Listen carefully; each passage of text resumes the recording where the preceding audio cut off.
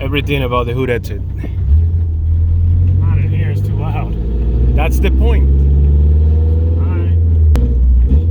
I guess the first main thing that we were just dealing with is all this shit on the hood and the windshield. You just learn to accept it at some point. There's just going to be dirt and stuff all over, like all sorts of different particles all over your car. It's going to get hazy. But I guess that's one of the few downsides.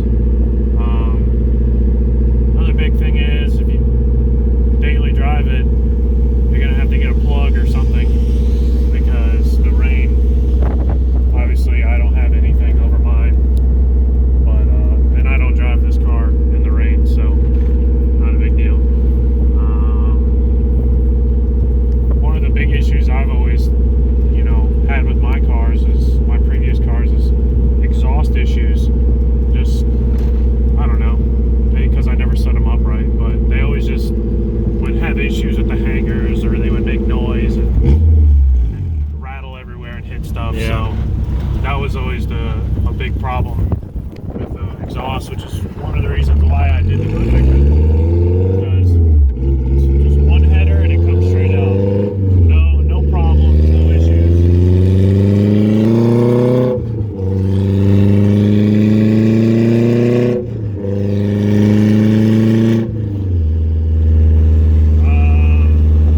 Another thing about K-swaps, in particular, is that most exhausts that they make for like 90s Civics, like EGs and EKs, they just don't sound good for Ks, in my opinion.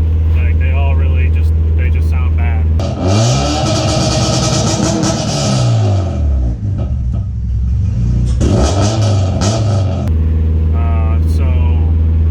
And the Hood Exit, it's like one equal length style. Sounds really good in my opinion.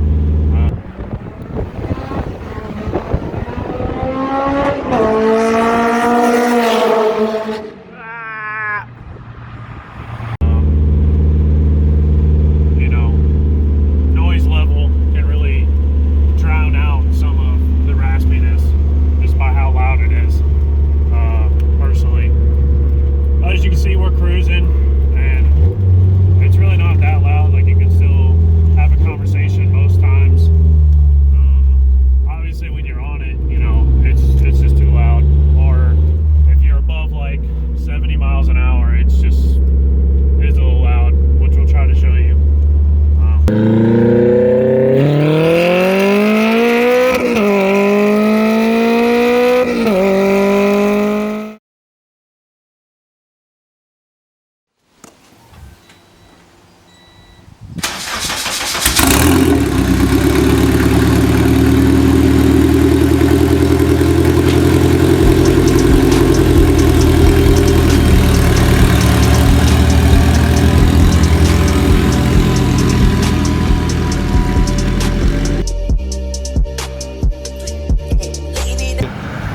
Going to record Jake passing by so you can get an idea of how noisy that car is. But it sounds good, so you'll enjoy it.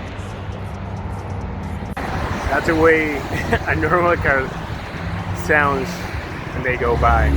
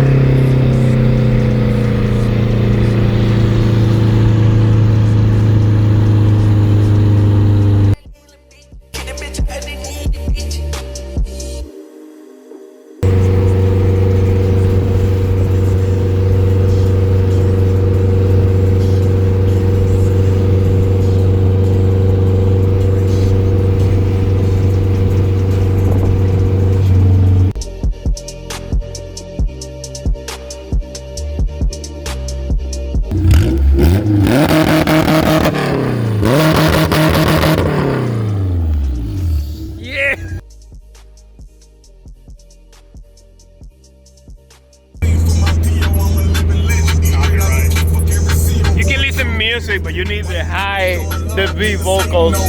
Say they got a cake bake and they waiting on me. I went flat, had to scratch, women skated on me. I prayed 5 times a day and had to.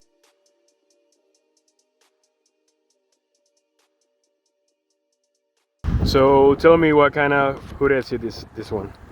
So this is a 1320 non-lean hood exit, obviously because of the way the motor mounts are set up. This is the non-lean mounts. This is a stock K24 A2 out of a 2008 TSX. The whole motor stock, just bolt-ons like the RBC, the header, K-tune throttle body, and some RDX injectors. Other than that, it's all stock. It's paired with a 2009 Civic Si, the Z3 tranny, Yeah. with the factory LSD. So that's just kind of a basic setup of what the car is. Obviously, I'm just talking about the hood exit this video. So the obviously the hood exit is a little overkill for this motor setup. From the people I've talked to and my tuner, they say that, you know, the hood exit itself isn't hurting me or helping me. So, you know, I decided to just get it anyways because of, you know, I don't like running it full exhaust. They don't sound so good. I like the way this sounds. Yeah, it sounds good. It sounds really good to me. It sounds way better than having the full exhaust with the K engine. Yeah. So some pros obviously are that it sounds good compared to a normal exhaust, in my opinion. It definitely gives you that wow factor, I guess, you know, using that lightly. A lot of people think it's turboed because it's got a hood exit. So, I don't know, it's a bit of a surprise. And I'm sure a lot of people get let down when they see it, but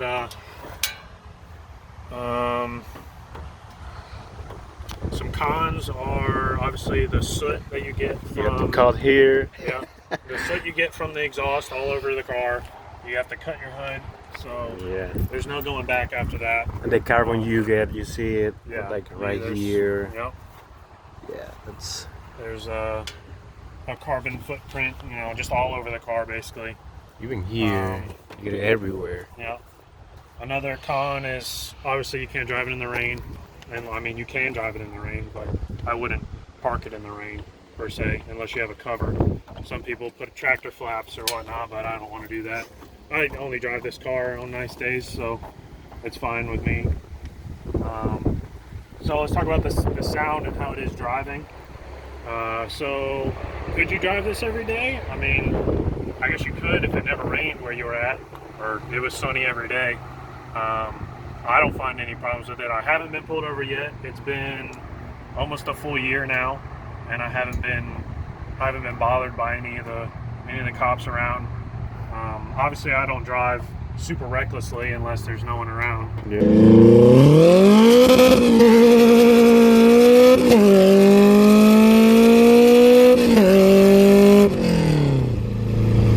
There's no one around. Yeah. So I try not to draw too much attention to myself. Obviously, it sounds really good, and when you get on it, it's really loud. But you know, normal driving, I'd say anything under 65 is really not bad. It doesn't drone inside the car because the exhaust is outside of the car, so that's not a normal exhaust drone like you would running a full exhaust that's really loud. So conversations in the car under 65, 70 miles an hour are fine. You know, you just speak up a little bit.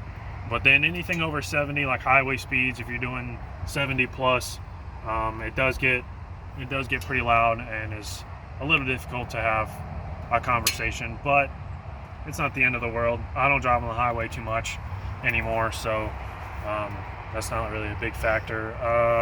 Another thing are the fumes. That was one thing that I couldn't find out about when I wanted to do this. So obviously this is on the passenger side of the car because this is a left-hand drive car, so having a passenger window down does create some fumes in the car.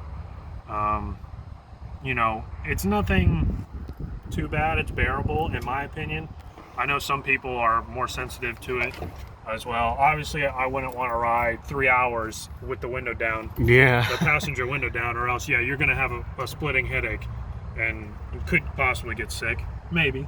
But normally, if it's just me, I just keep the window up, the passenger window up, and just roll the driver window down, and that creates enough airflow, and you don't smell anything at that point. If that passenger window's up, you can't even tell that there's a hood exit other than the sound. So I feel like that was the main point that most people want to know is the fumes. Obviously, I don't have any issues with it unless you roll the window down. I've heard of some other people that when they pull the recirculating flap out, that it might suck into the car. I still have climate control, so I leave my recirculating fan on so it doesn't come through right over there, which is where the recirc flap is. So I leave that closed so I don't create any more sucking the fumes in. So that's another thing to think about if you don't have that. But other than that, I think it looks great. Looks good. Looks good in the engine bay.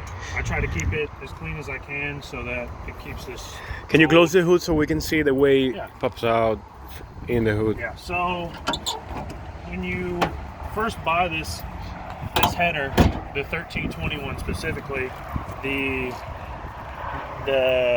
extends to about here, factory. So it's about another 4 to 6 inches taller when you get it, and that's supposedly for hood clearance, whatever hood you're running, or per se the chassis, because this is, I believe this works on EG and EK chassis.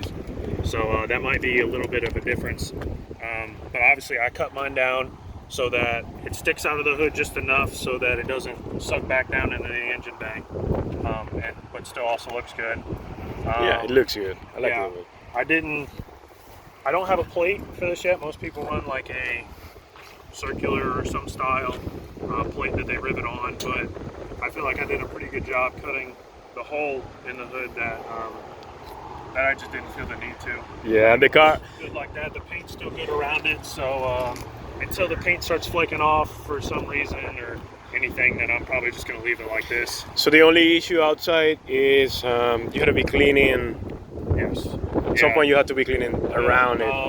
You can't really see it right now, but there is some on the windshield. There's some soot that I didn't clean off, but it'll just cover the whole hood, some of the roof. Mainly, like you'll see here, there's like oxidation, or like it's like turned brown. It comes off if you just hit it with some soap. It comes off, but If you clean it, if you clean it regularly, like then it'll be fine. I wouldn't leave it for too long, but like you'll see your whole pillar will turn like sort of a brown color depending on what color your car is. But it all comes off with like, you know, a nice wash.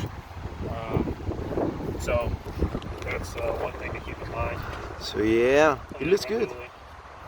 It looks good. Like the car looks stock. Like when you see the hood exit, it's when you see something's going on. But other than that, it looks good. Yeah. So and I'm still not deaf. I was in the passenger side, and I'm okay. Yeah, with that window down, the passenger can get a little deaf because it's pretty loud on that side. I'll let the window up. It's really bad. Okay. But yeah, that's my basic setup. You know, obviously I didn't go too much into detail about the motor, you know, and everything that I have done to it. But if you guys want to see that video, I'm sure we'll be making one. Stay tuned. Yep.